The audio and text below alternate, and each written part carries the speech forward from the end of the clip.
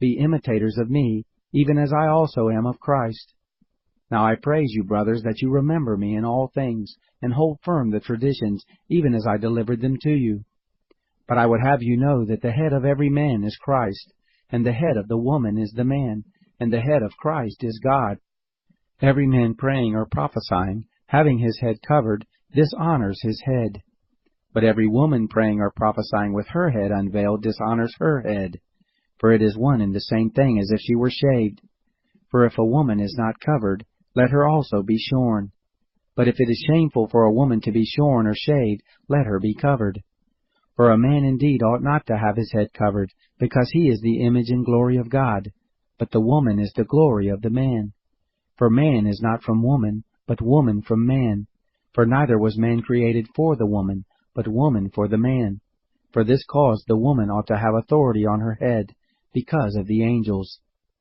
Nevertheless, neither is the woman independent of the man, nor the man independent of the woman in the Lord. For as woman came from man, so a man also comes through a woman, but all things are from God. Judge for yourselves. Is it appropriate that a woman pray to God unveiled?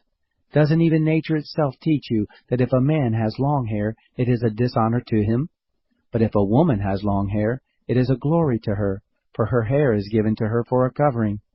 But if any man seems to be contentious, we have no such custom, neither do God's assemblies. But in giving you this command, I don't praise you, that you come together not for the better, but for the worse.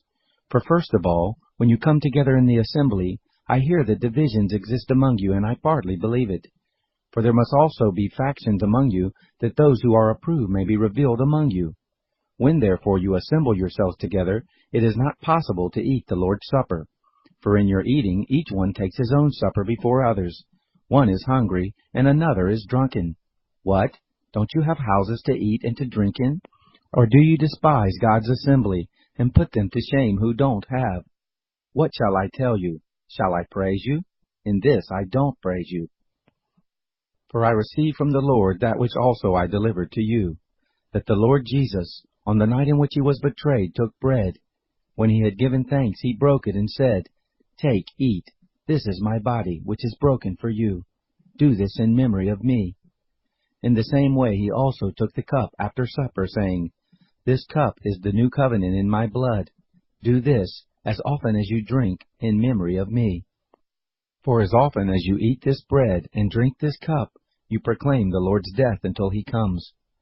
Therefore whoever eats this bread or drinks the Lord's cup in an unworthy manner will be guilty of the body and the blood of the Lord. But let a man examine himself, and so let him eat of the bread and drink of the cup. For he who eats and drinks in an unworthy manner eats and drinks judgment to himself, if he doesn't discern the Lord's body. For this cause many among you are weak and sickly, and not a few sleep. For if we discerned ourselves, we wouldn't be judged. But when we are judged, we are punished by the Lord, that we may not be condemned with the world. Therefore, my brothers, when you come together to eat, wait one for another.